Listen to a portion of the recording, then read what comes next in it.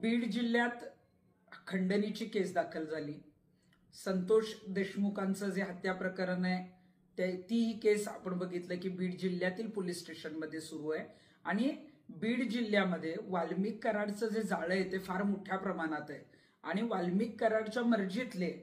आणि नजीकचे असे काही पोलीस अधिकारी कर्मचारी आहेत जे बीड जिल्ह्यातल्या अनेक पोलीस स्टेशनला कार्यरत आहेत। त्यामुळे अनेक ज्या काही केस बाहेर निघतायत किंवा जो काही तपास चालू आहे किंवा वाल्मिक कराड सध्या बीड कारागृहात आहे, या सगळ्याच अनुषंगाने बीड जिल्ह्यात अनेक वर्षांपासून जे आहेत ते काही अधिकारी या सर्वांच्या मर्जीनुसार काम करतात किंवा त्यांच्या नजीकचे आहेत। त्याची लिस्ट मी जी आहे ती आता या संदर्भात पाठवत आहे। तर मी गृहमंत्र्यांना हीच विनंती करेन की यापुढे तरी सगळ्या केसेस जे काही प्रकरण आहेत त्याचा पारदर्शक तपास होणं गरजेचं आहे आणि त्यासाठी वाल्मिक कराडच्या टोळीचा जर आहे तो पर्दाफाश करणं किंवा ते जर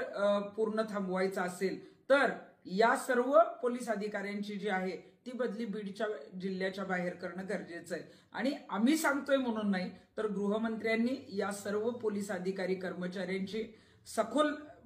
चौकशी करावी किंवा त्यांची माहिती मागवावी आणि माझी त्यांना विनंती आहे की बीड जिल्ह्यातून त्यांच्या मर्जीतील आणि निकटवर्तीय जे काही पोलीस अधिकारी आहेत त्यांची बदली तातडीने बीड जिल्ह्याच्या बाहेर करणं गरजेचं आहे।